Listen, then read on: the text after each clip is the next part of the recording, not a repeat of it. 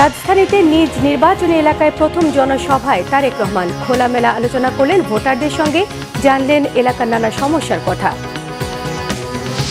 দেশ পরিচালনার পরীক্ষিত দল বিএনপিকে নির্বাচিত করার আহ্বান মির্জা ফখরুলের। দুটি দল বিএনপির সঙ্গে গায়ে পড়ে ঝগড়া বাঁধাতে চায়, মন্তব্য মির্জা আব্বাসের। কেউ ভোট ডাকাতি করতে এলে রুখে দেওয়া হবে, হুঁশিয়ারি জামাত আমিরের। কেন্দ্র পাহারা দিয়ে জনগণের বিজয় রক্ষা করতে হবে, বলেছেন নাহিদ ইসলাম।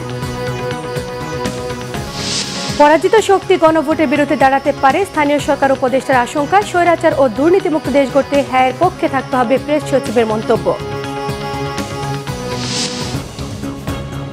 দেখছিলেন ক্রাউন সিমেন্ট সংবাদ শিরোনাম। ঢাকা 17 নিজ নির্বাচনী এলাকায় প্রথম জনসভা করছেন বিএনপি চেয়ারম্যান তারেক রহমান। সন্ধ্যায় রাজধানীতে ভাসান টেকে বিআরবি মাঠে নির্বাচনী জনসভায় খোলামেলা আলোচনা করেন ভোটারদের সঙ্গে, জানলেন এলাকার নানা সমস্যার কথা। এ সময় বিএনপির চেয়ারম্যান এলাকার সমস্যা সমাধানের আশ্বাস দিলেন। তারেক রহমানের জনসভাকে কেন্দ্র করে এলাকায় ব্যাপক উৎসাহ উদ্দীপনা দেখা দেয়। সন্ধ্যায় জনসভায় বক্তৃতা দেবেন পূর্ব নির্ধারিত কর্মসূচি থাকলেও এর অনেক আগে থেকে বিআরবি মাঠ কানায় কানায় পূর্ণ হয়ে যায়। বিএনপি চেয়ারম্যান তারেক রহমানকে এক নজর দেখার আশায় অনেকে উপস্থিত হন জনসভায়। ক্যান্টনমেন্টের অপোজিটে পুরান কচুক্ষেত মুসলিম মডার্ন এরিয়া। প্রত্যেক মা এরকম একটা ফ্যামিলি কার্ড পাবে ইনশাআল্লাহ। বিএনপি আমরা দানের শেষে পাস করব। দর্শক, আমরা সরাসরি বিআরবি মাঠে চলে যাচ্ছি বিএনপি চেয়ারম্যান তারেক রহমানের বক্তব্য শোনার জন্য। এই মানুষগুলোর মাঝে থেকেও কথা বেরিয়ে এসছে যে কর্মসংস্থান দরকার, সেটি ছেলে হোক মেয়ে হোক সবার। আমরা সিদ্ধান্ত গ্রহণ করেছি, আমরা পরিকল্পনা গ্রহণ করেছি। আমাদের দেশের বহু মানুষ বিদেশে প্রতি বছর কর্মসংস্থানের জন্য যায়, কিন্তু এই মানুষগুলো দক্ষ শ্রমিক হিসেবে চায় না। আমরা চাই বাংলাদেশের লক্ষ লক্ষ যে তরুণ সমাজের সদস্য আছে, নারী হোক পুরুষ হোক, তাদেরকে বিভিন্ন রকম ট্রেনিং দিব, তাদের পড়ালেখা শেষ হোক বা শেষ হওয়ার আগে, যাতে দেশের ভিতরেই ব্যবসা বাণিজ্য হোক অথবা দেশের বাইরে হোক, তারা যাতে কর্মসংস্থানের ব্যবস্থা করতে পারে, যাতে স্বাবলম্বী হয়ে দাঁড়াতে পারে। প্রিয় ভাই বোনেরা, এখানে ফ্যামিলি কার্ডের কথা বলে গিয়েছে এক বোন। ফ্যামিলি কার্ডের বিষয়ে আমি আর বিস্তারিত গেলাম না। ফ্যামিলি কার্ড, এই যে এরকম একটি ফ্যামিলি কার্ড বাংলাদেশের প্রত্যেক মা বোনদের কাছে, মাদের কাছে আমরা পৌঁছে দিতে চাই। যেই নারীর সংসার আছে সেরকম একজন নারীর কাছে আমরা পৌঁছিতে চাই। আমরা একই সাথে এখানে বহু মানুষ আছেন, এই যে জুয়েল আসছিল, বোধহয় ভ্যান চালক, এরকম জুয়েলের মতন অনেক মানুষ আছে যাদের কিন্তু দেশ গ্রামে, আপনারা যারা এখানে উপস্থিত আছেন, দেশ গ্রামে জমি জমা আছে, চাষবাস কৃষির সাথে আপনারা জড়িত। হয় আপনারা নিজেরা কৃষি কাজ করেন অথবা কাউকে দিয়ে দিয়েছেন জমি বর্গা। অর্থাৎ বাংলাদেশের কৃষকদের আমরা একটি কৃষি কার্ড দিতে চাই, যেটার মাধ্যমে তারা সহজে কৃষি ঋণ পাবে, কৃষি ইন্স্যুরেন্স থাকবে, কৃষির বিভিন্ন সার বীজ বিভিন্ন বিষয় তারা পাবে। প্রিয় ভাই বোনেরা, আমাদের পাশে এই যে মঞ্চের মধ্যে বসে আছে, একে চিনেন? আপনাদের পাশেই কিন্তু আমিনুল। ওকে ফুটবলার না, ফুটবল খেলতো তো বেশ, এই যে ইয়াং ছেলেরা ফুটবল খেলতো। এখন এই যে বললাম, আমাদের দেশের তরুণ যুবক আছে অনেকে, মেয়েরা আছে অনেকে, তরুণ সমাজের সদস্য আছে। সবাই তো আর কেউ ব্যারিস্টার, উকিল বা যেটাই হোক, ইঞ্জিনিয়ার, ডাক্তার, সবাই তো আর তা হবে না। এদের মধ্যে অনেকে আছে যারা খেলোয়াড় হতে চায়। আমরা দেশের ক্রীড়া ব্যবস্থাটাকে এমনভাবে ঢেলে সাজাতে চাই যাতে আমাদের দেশের ছেলেমেয়েরা প্রফেশনাল খেলোয়াড় হতে পারে, ছেলে হোক মেয়ে হোক, তারা যাতে প্রফেশনাল খেলোয়াড় হতে পারে, খেলা ক্রীড়া দিয়ে যাতে জীবিকা অর্জন করতে পারে, সেই প্রতিভাগুলোকে আমরা বের করে নিয়ে আসতে চাই। প্রিয় ভাই বোনেরা, আন্দোলন হয়েছে, সংগ্রাম হয়েছে, স্বৈরাচারের পতন হয়েছে। এখন আমাদেরকে দেশ গড়তে হবে, দেশ গঠন করতে হবে। আমাদেরকে দেশের প্রত্যেকটি সেক্টর বিগত 15-16 বছরের ধ্বংস হয়েছিল। এই ধ্বংস হওয়ার ফলে আজকে দেশ অনেক পিছিয়ে গিয়েছে। আমাদেরকে এগুলোকে পুনর্নির্মাণ করতে হবে। যদি পুনর্নির্মাণ করতে হয় তাহলে অবশ্যই আমাদেরকে এই দেশে গণতন্ত্রকে প্রতিষ্ঠিত করতে হবে। কেন প্রতিষ্ঠিত করতে হবে? কারণ গণতান্ত্রিকভাবে আপনারা যদি আপনাদের প্রতিনিধিকে নির্বাচিত করতে পারেন, তাহলেই কিন্তু আপনি একমাত্র আপনার এলাকার সমস্যা, আপনার সমস্যা আপনি তার কাছে নিয়ে যেতে পারবেন। ঠিক কি কথাটা? বিগত 15 বছর যে আমির নির্বাচন হয়েছিল, নিশিতার্থের নির্বাচন হয়েছিল, তখন যে তথাকথিত এমপি ছিল, আপনারা কি তাদের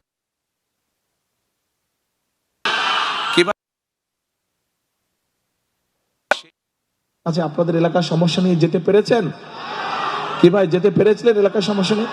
যাওয়া সম্ভব হবে। সেই জন্যই এলাকার সমস্যার সমাধান যদি করতে হয়, দেশের উন্নয়ন যদি করতে হয়, তাহলে অবশ্যই আমাদেরকে গণতন্ত্রের যাত্রা নির্বাচিত করতে পারে। শুধু জাতীয় সংসদ নির্বাচন নয়, একই সাথে জাতীয় সংসদ নির্বাচনে যেমন ভোট দিয়ে জনপ্রতিনিধি নির্বাচিত করতে হবে, ঠিক আমাদেরকে একইভাবে সেটি পৌরসভা হোক, উপজেলা হোক, ইউনিয়ন পরিষদ হোক, সব জায়গায় জনপ্রতিনিধি অর্থাৎ জবাবদিহিতা থাকতে হবে। অর্থাৎ জনগণ কি চায়, যারা জনপ্রতিনিধি হবে তাদেরকে অবশ্যই জানতে হবে জনগণের সমস্যা কি। আজকে যেভাবে আমি আপনাদের কাছে সামনে এসে দাঁড়িয়েছি, আমি আপনাদের সামনে থেকে, আপনাদের কাছে থেকে আমি আপনাদের সমস্যা যেভাবে জানতে চেয়েছি, আমি চাই, আমার ইচ্ছা, আমার প্রত্যাশা, বাংলাদেশের প্রত্যেকটি পর্যায়ের জনপ্রতিনিধি আগামী দিন যারা নির্বাচিত হবে, তারা এইভাবে জনগণের কাছে গিয়ে জনগণকে সরাসরি জিজ্ঞেস করার মাধ্যমে তারা জনগণের সমস্যাকে চিহ্নিত করবে এবং এগুলা সমাধানের তার উদ্যোগ নেবে। প্রিয় ভাই বোনেরা, একটু পরেই জামাত শুরু হয়ে যাবে। আজকে যেই কথাটি, আজকে এই এলাকার মূল যেই সমস্যাটি, এ ব্যাপারে আপনাদেরকে আমি আগেই বলেছি। আমাদেরকে যদি এই এলাকার মূল সমস্যার সমাধান করতে হয়, একই সাথে আমাদের যদি এলাকার সারা দেশের সামগ্রিক যে সমস্যাগুলো আছে, মানুষের নিরাপত্তা, মানুষের কর্মসংস্থান, মানুষের শিক্ষা, মানুষের চিকিৎসা, এইগুলোকে যদি আমাদের অ্যাড্রেস করতে হয়, এই সমস্যাগুলোর পর্যায়ক্রমিকভাবে যদি আমাদের সমাধান করতে হয়, অবশ্যই আগামী দিনে বাংলাদেশের একটি গণতান্ত্রিক এবং মানুষের দ্বারা, সাধারণ মানুষের দ্বারা নির্বাচিত সরকার প্রয়োজন। মানুষের নির্বাচিত সরকারই মানুষের সমস্যার সমাধান করতে সক্ষম হবে। প্রিয় ভাই বোনেরা, আজকে আসুন, আজকের এই জনসভায়, এই যে হাজারো মানুষের জনসভায় আজকে আমরা একটি শপথ বাক্য পাঠ করি। সেই শপথ বাক্যটি হচ্ছে, করব কাজ, গড়ব দেশ, সবার আগে বাংলাদেশ, সবার আগে বাংলাদেশ। কাজে আসুন, আমরা অতীতে দেখেছি এই জনগণের পাশে কারা এসে দাঁড়িয়েছে। কাজেই আমরা যদি অতীতের সবগুলো কাজ বিবেচনা করি, আমরা দেখব একমাত্র ধানের শীষকে যতবার নির্বাচিত করেছে এই দেশের মানুষ, ততবারই এই দেশের উন্নয়ন হয়েছে, দেশের মানুষের ভাগ্যের একটু হলেও পরিবর্তন হয়েছে, ভালো পরিবর্তন হয়েছে। কাজে আসুন, আমি ধানের শীষের প্রার্থী হিসাবে আপনাদের কাছে আমি ধানের শীষের পক্ষে ভোট চেয়ে যাচ্ছি। একই সাথে আপনাদেরকে আমি অনুরোধ করছি, যেই পরিকল্পনার কথাগুলো আপনাদের সামনে আমি তুলে ধরলাম, সেই পরিকল্পনাগুলোকে যদি বাস্তবায়ন করতে হয়, তাহলে সমগ্র বাংলাদেশে ধানের শীষকে জয়যুক্ত করতে হবে এবং ভাষান্তেকবাসীর আত্মীয় স্বজন, বন্ধু বান্ধব, পরিচিত জন সারা বাংলাদেশে ছড়িয়ে ছিটিয়ে আছে। আপনাদের যে সকল আত্মীয় স্বজন, বন্ধু বান্ধব সারা দেশে বিভিন্ন জায়গায় ছড়িয়ে ছিটিয়ে আছে, আজকে আপনাদের প্রার্থী হিসাবে আপনাদের কাছে আমার বিনীত অনুরোধ, তাদের সকলকে আপনারা অনুরোধ করবেন, আগামী 12 তারিখে যেন তারা ধানের শীষকে নির্বাচিত করে তাদের স্ব এলাকায়, স্ব নির্বাচনী এলাকায়। কি ভাই বোনেরা, আপনাদের এলাকার সন্তান হিসেবে কি আমি এটা দাবি করতে পারি আপনাদের কাছে? ইনশাআল্লাহ। সকলে ভালো থাকবেন, ইনশাআল্লাহ সকলে সুস্থ থাকবেন। আপনাদের সাথে ইনশাআল্লাহ আবারও দেখা হবে। আল্লাহ হাফেজ। বাংলাদেশ জিন্দাবাদ, বাংলাদেশ জাতীয়তাবাদী জিন্দাবাদ। আল্লাহ হাফেজ। আসসালামু আলাইকুম। বিএনপি একটি পরীক্ষিত দল উল্লেখ করে ধানের শীষকে জেতানোর আহ্বান জানিয়েছেন দলের মহাসচিব মির্জা ফখরুল ইসলাম আলমগীর। বিকেলে ঠাকুরগাঁও সদরের দেবীপুর ইউনিয়নের ১৬টহরি বাজারে ইউনিয়ন বিএনপির আয়োজনে এক নির্বাচনী সভায় তিনি এসব কথা বলেন। অনেক অত্যাচারের পরেও বেগম খালেদা জিয়া দেশ ছেড়ে পালাননি। এখন পর্যন্ত 3 বার সরকার গঠন করেছে বিএনপি, তাই দেশ পরিচালনার অভিজ্ঞতা রয়েছে বিএনপির, কিন্তু দাঁড়িপাল্লার সেই অভিজ্ঞতা নেই। পরীক্ষিত দল হিসেবে বিএনপিকে জয়ী করার আহ্বান জানিয়েছেন মির্জা ফখরুল ইসলাম আলমগীর।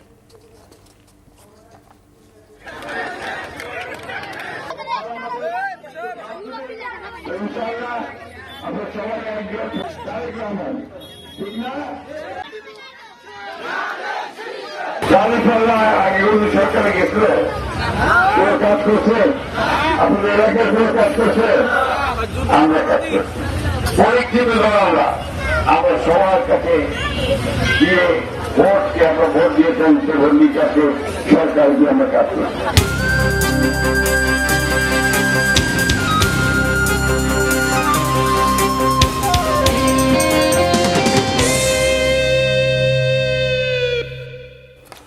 নিজ এলাকায় জুমার নামাজ আদায়ের মধ্য দিয়ে দ্বিতীয় দিনে নির্বাচনী প্রচারণা শুরু করেছেন ঢাকা ৮ আসনের বিএনপি প্রার্থী ও দলের স্থায়ী কমিটির সদস্য মির্জা আব্বাস। এ সময় তিনি অভিযোগ করেন দুটি বিশেষ দলকে সরকারের কিছু কর্মকর্তা প্রশ্রয় দিচ্ছেন। এদিকে নির্বাচিত হলে এলাকার বিদ্যমান সমস্যা সমাধানের আশ্বাস দিয়ে প্রচারণা চালাচ্ছেন ঢাকা ৬ আসনের বিএনপি মনোনীত প্রার্থী ইশরাক হোসেন।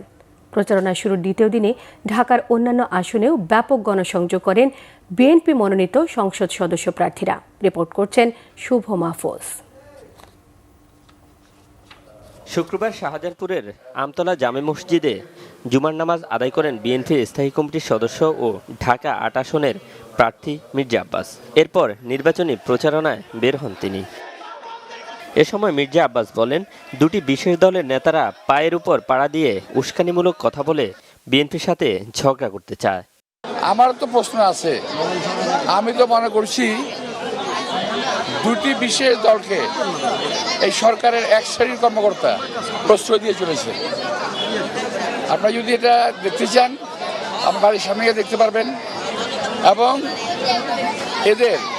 এরা চাচ্ছে পায়ে পাড়া দিয়ে উস্কানিমূলক কথাবার্তা বলে ঝগড়া ফাসাদ লাগানোর জন্য, যেটা আমরা প্রশ্রয় দেবো না।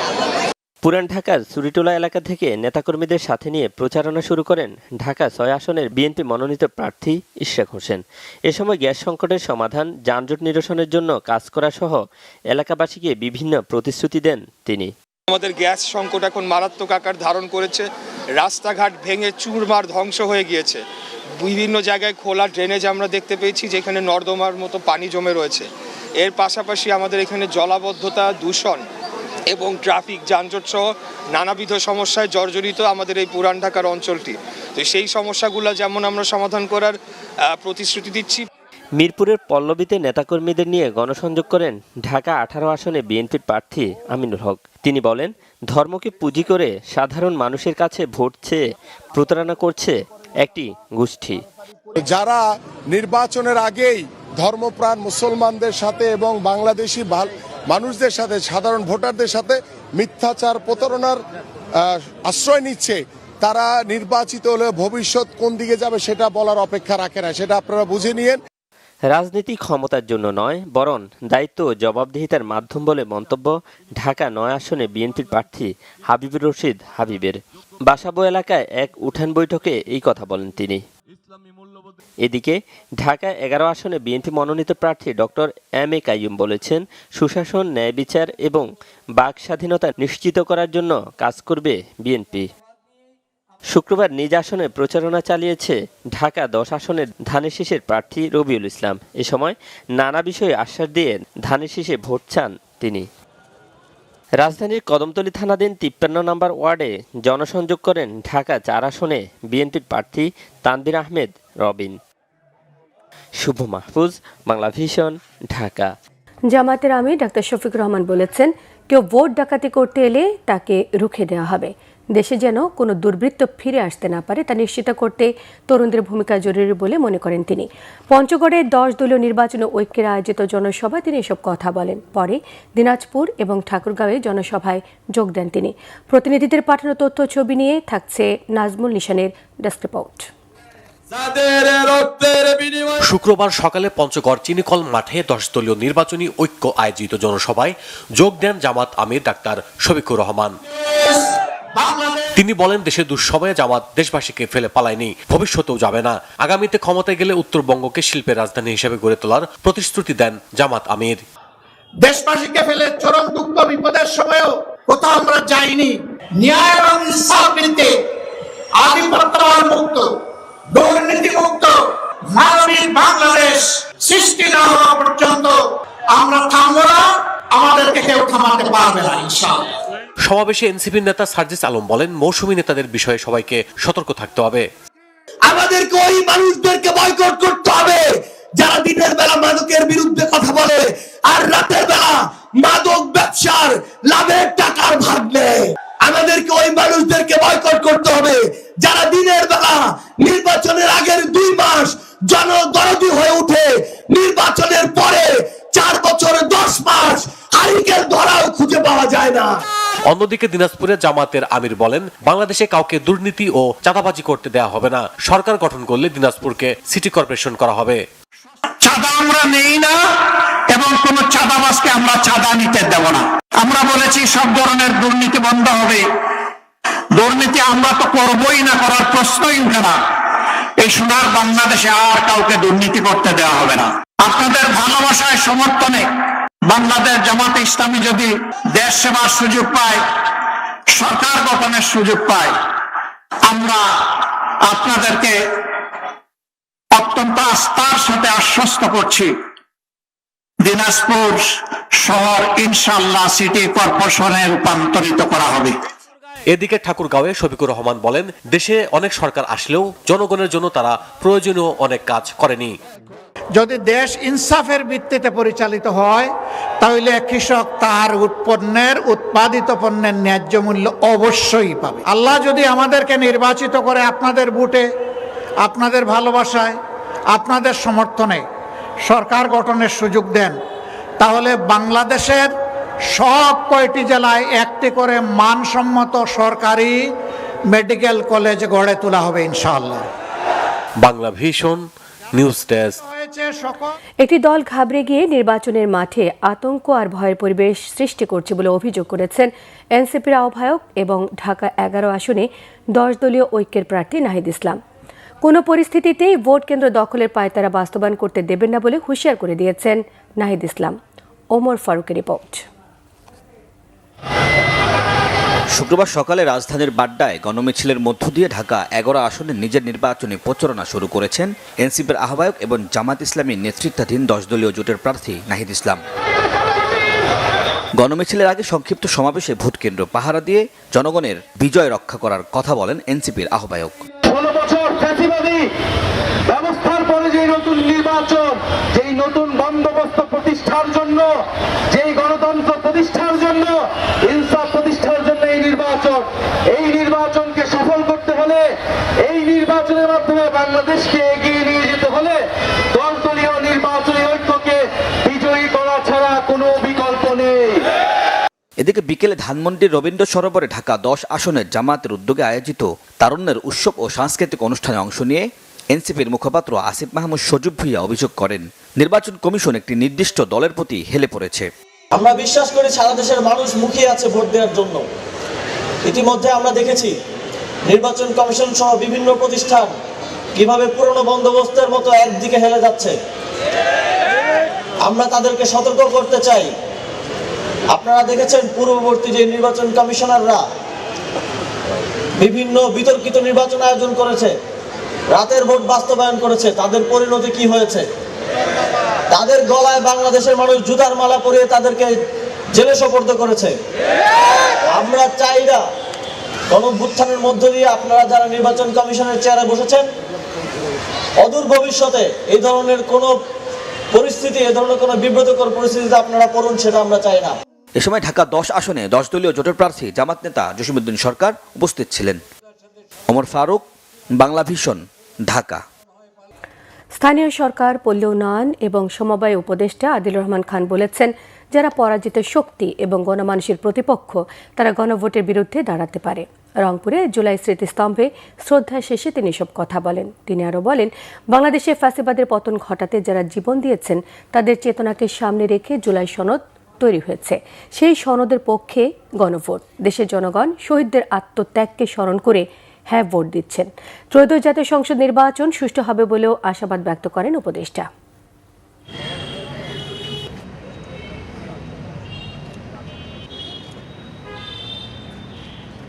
জুলাই সনদ তৈরি হয়েছে, সেই সনদের পক্ষে গণভোট বিশাল ব্যাপার। একটা জাতির জীবনে 100 বছরে এরকম সুযোগ আছে। একই সঙ্গে একটা সাধারণ নির্বাচন হতে যাচ্ছে। আমরা আশা করছি নির্বাচন সুষ্ঠু হবে, শান্তিপূর্ণ হবে, উৎসবমুখর হবে এবং ব্যাপকভাবে গণভোটের পক্ষে বাংলাদেশের জনসাধারণ জুলাই সনদের পক্ষে শহীদদের আত্মত্যাগের ব্যাপারটা সামনে রেখে তাদের সম্মতি দেবেন, হ্যাঁ ভোট দিবেন।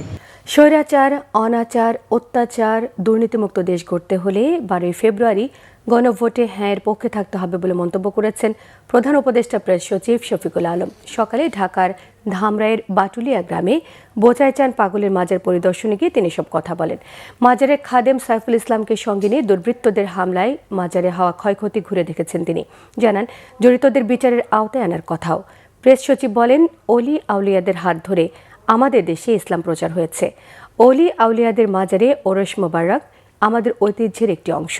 যারা মাজার ভেঙেছে তারা আমাদের ঐতিহ্য বিলীনের পায়তারা করছে বলেছেন প্রেস সচিব। এই সময় তার সঙ্গে ছিলেন ধামরাই উপজেলা নির্বাহী কর্মকর্তা খান সালমান হাবিব।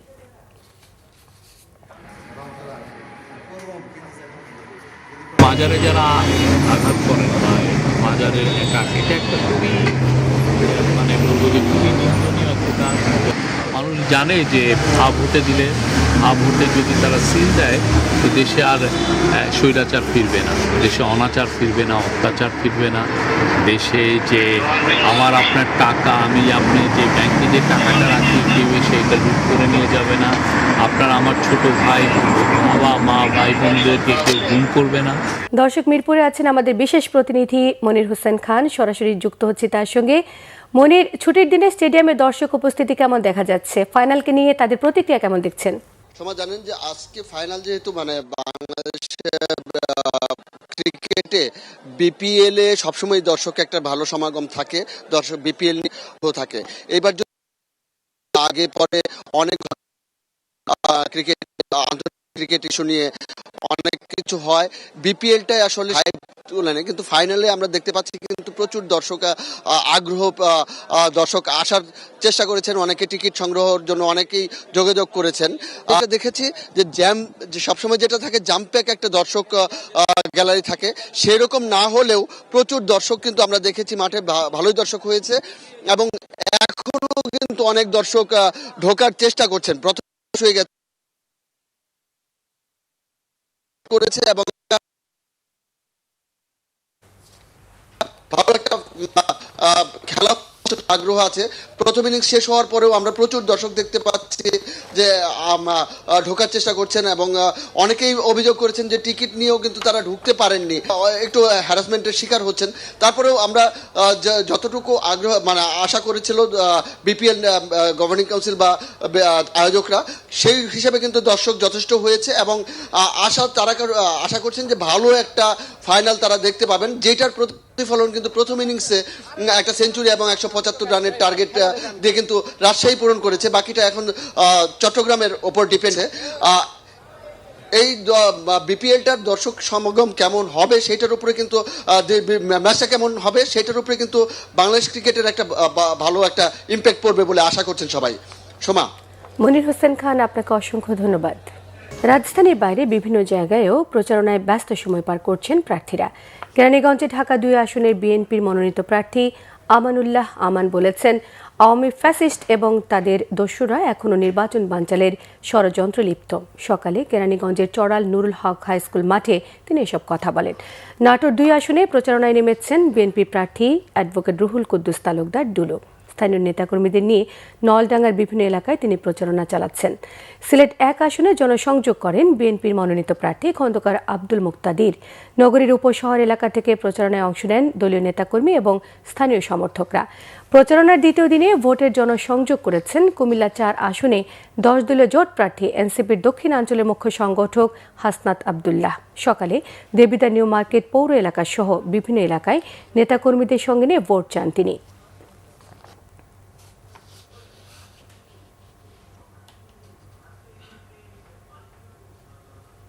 রাজনৈতিক দল এবং প্রশাসনের সদিচ্ছা থাকলেই নির্বাচনের সুষ্ঠু পরিবেশ নিশ্চিত করা সম্ভব মত বিশেষজ্ঞদের। তারা বলছেন, নির্বাচনের সুষ্ঠু পরিবেশ ভোটের দিন ভোটারের উপস্থিতি বৃদ্ধি করবে। রিপোর্ট করছেন নাবিল জাহাঙ্গীর।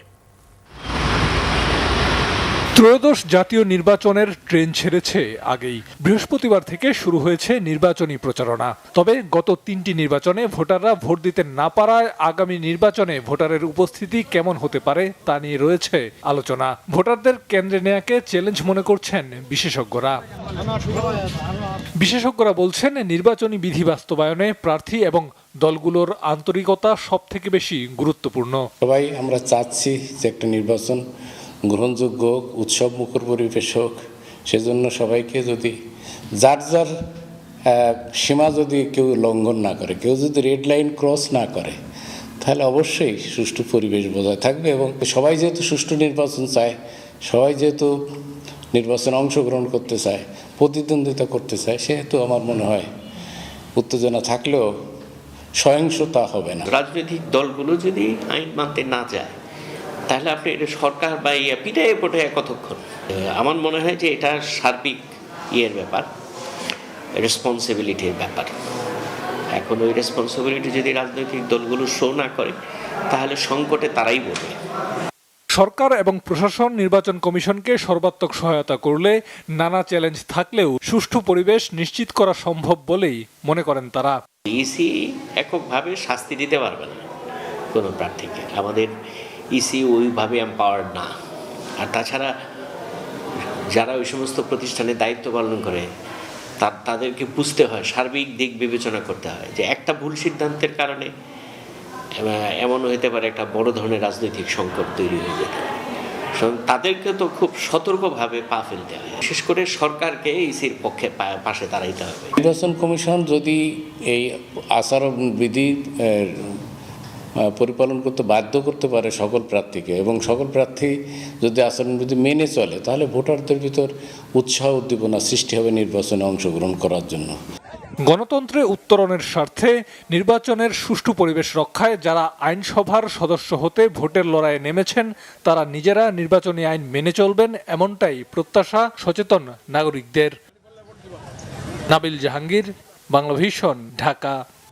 নির্বাচনকে বিতর্কিত করার প্রবণতা থেকে বেরিয়ে আসতে হেরে যাওয়া দলগুলোকে ফলাফল মেনে নেওয়ার মানসিকতা তৈরি করতে হবে বলেছেন রাষ্ট্রবিজ্ঞানী অধ্যাপক ডক্টর রওনক জাহান। একই সঙ্গে নির্বাচন নিয়ে সহিংসতা রোধে রাজনৈতিক দলগুলোকে এগিয়ে আসার আহ্বানও জানিয়েছেন তিনি। গণতন্ত্র সুরক্ষায় আসন্ন গণভোট এবং সংসদ নির্বাচনের গুরুত্ব নিয়ে শুক্রবার বিকেলে এফডিসিতে ডিবেট ফর ডেমোক্রেসি আয়োজিত ছায়া সংসদে এসব কথা বলেন তিনি। গণ অভ্যুত্থান পরবর্তী সময়ে দেশকে এগিয়ে নিতে নির্বাচনের গুরুত্ব তুলে ধরে তিনি আরও জানান, সামাজিক যোগাযোগ মাধ্যমে এখনও নির্বাচন কেন্দ্রিক ভয়ের সংস্কৃতি কাটেনি। এ ধরনের অস্থিরতা ছড়ানোর অপচেষ্টা বন্ধে সরকারের কাজ করার পরামর্শ দিয়েছেন তারা।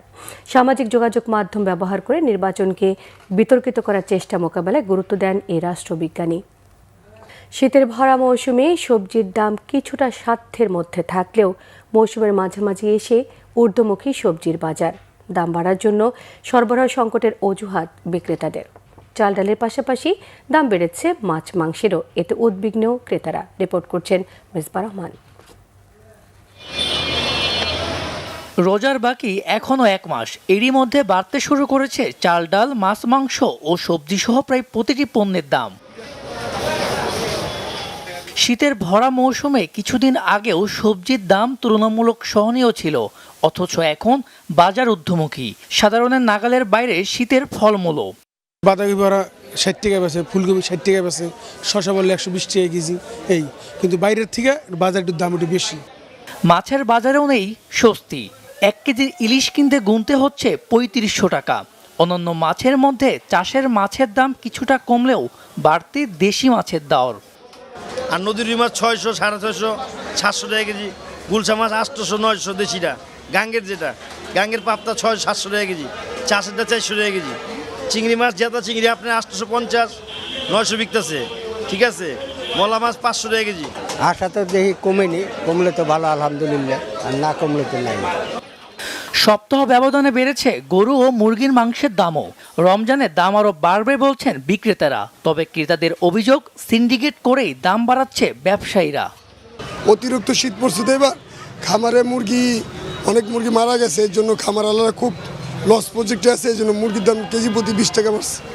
রমজানে আরও বাড়তে পারে, আমাদের দেশেতে একটা আছে, ট্র্যাডিশন আছে, কোনো অকেশন থাকলে আগে দিয়ে বেড়ে দেয়, সিন্ডিকেটের কারণে এগুলো হচ্ছে আর কি। ব্রয়লার চলে 160 টাকা, 50 টাকা, এখন আজকে 180 টাকা। আবার সোনালি দেখা যায় অন্য সময় 300 বা 280, আজকে দেখা যায় 320, 360 এরকম বেশি আর কি চাচ্ছে। শুক্রবারের সময়টা একটু দামটা বেশি নেয়। রোজার সামনে রেখে নিত্যপণ্যের বাড়তি এই দামে হতাশায় সীমিত আয়ের মানুষজন। বাজার নিয়মিত মনিটরিংয়ের তাগিদ তাদের। মিসবা রহমান, বাংলাভিশন, ঢাকা। ভারতে টি-20 বিশ্বকাপ খেলতে না যাওয়ার সিদ্ধান্তে নিজেদের অটল অবস্থানের কথা জানিয়ে আইসিসি বরাবর আবারও চিঠি দিয়েছে বিসিবি। বৃহস্পতিবার পাঠানো ইমেইলে আইসিসি স্বাধীন কমিটির হস্তক্ষেপ চেয়েছে বাংলাদেশ ক্রিকেট বোর্ড। আইসিসির কোনো বিষয় নিয়ে বিতর্ক উঠলে স্বাধীন আইনজীবীদের নিয়ে গঠিত এই কমিটি সেটি সুরাহা করে থাকে। বিসিবির পাঠানো ইমেইলে অনুরোধ করা হয়েছে বাংলাদেশের ভেন্যু পরিবর্তনের দাবির বিষয়টি যেন সংস্থার স্বাধীন ডিসপিউট রেজুলেশন কমিটির কাছে পাঠানো হয়।